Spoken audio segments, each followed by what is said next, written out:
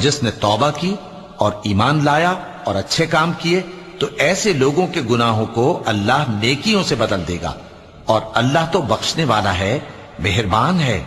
और जो तौबा करता और अमल नेक करता है तो बेशक वो अल्लाह की तरफ रुजू करता है।